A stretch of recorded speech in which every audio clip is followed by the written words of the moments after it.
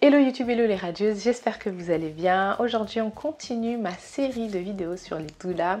Si tu ne me connais pas, je m'appelle Émilie et je suis doula en Ile-de-France, donc bienvenue sur ma chaîne. Aujourd'hui je vais t'expliquer comment choisir ta doula. C'est une question qu'on m'a posée sur Instagram.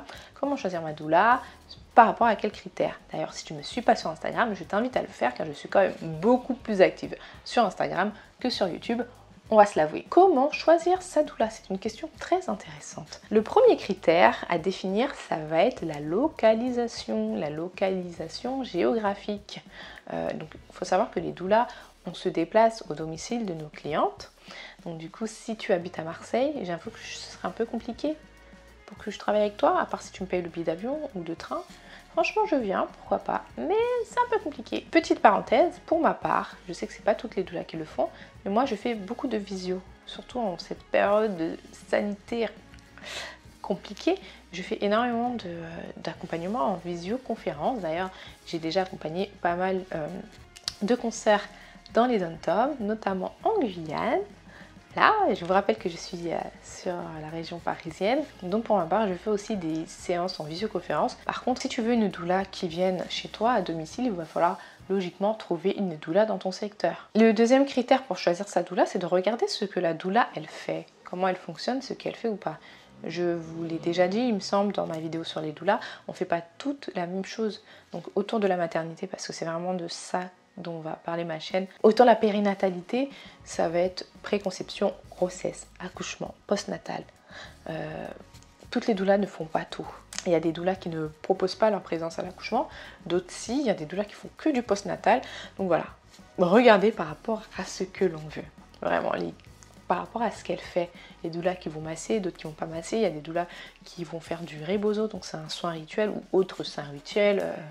Ancestraux ou pas. Il y a des doulas qui vont organiser des blessings, ouais. Bon, après, je pense que c'est pas forcément grave d'avoir une doula qui te suit et au pire faire appel à une autre doula pour te faire un blessing, ouais. Je pense que c'est pas très grave. D'ailleurs, si vous voulez que je fasse une vidéo sur les blessings, ouais, dites-le moi en commentaire. Ensuite, le troisième critère, ça va être tes valeurs et la valeur de la doula.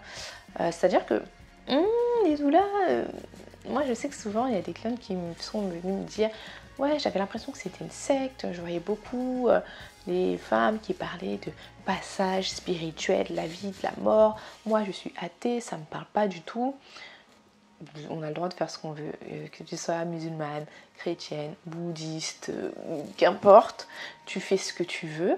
Mais du coup, pour être accompagnée aussi, de façon aussi proche, je comprends tout à fait que tu as besoin d'avoir quelqu'un en face de toi dont les valeurs te correspondent. Donc voilà, il y a des doulas qui vont être très terre à terre, d'autres qui vont être très spirituelles, il y en a même qui vont être religieuses. À vous de voir par rapport à ce que vous voulez. Je pense aussi que c'est le travail de la doula de savoir qu'est-ce qu'elle accompagne ou pas. Est-ce que je suis capable d'accompagner, je ne sais pas, des couples lesbiens, la PMA, l'avortement. Bon, ça c'est vrai que c'est un sujet pour les doulas, mais je peux vous dire que c'est pas toutes les doulas qui vont accompagner tout ça par rapport à leurs propres valeurs. Il y a des doulas qui vont pas du tout accompagner l'avortement, par exemple. Et elles ont le droit, finalement, chacun fait ce qu'elles veulent. Donc toi aussi, quand tu choisis ta doula, il faut que tu t'orientes vers une femme qui a des valeurs qui semblent similaires aux tiennes. En tout cas, qui semblent similaires aux tiennes, que tu sentes que quand tu vois cette femme, que tu te sentes en confiance, que tu te sentes bien, c'est hyper important parce que la confiance, c'est la base de la relation entre une doula et sa cliente. Donc, que ce soit quand tu tombes sur son site ou sur son Instagram, si tu vois que ça ne matche pas, comme moi là, si tu vois que ça ne matche pas, c'est pas grave, on est tellement de doula, il n'y a pas de souci, tu vois.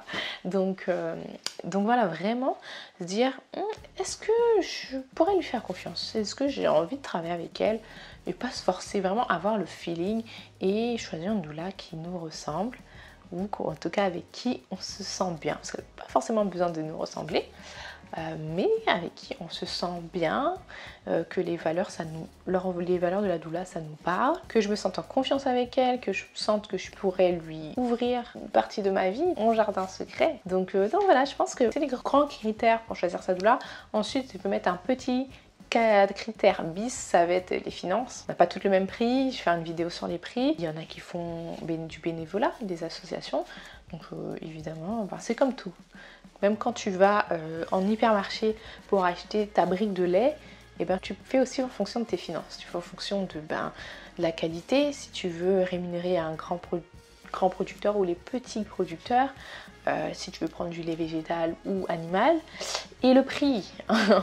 Voilà, donc c'est aussi, c'est pareil. Ma vidéo est terminée, j'espère qu'elle t'aura plu. Si tu as des questions, n'hésite pas à les mettre dans les commentaires. Abonne-toi si ce n'est pas encore le cas. Et je te retrouve prochainement dans une nouvelle vidéo. Bisous!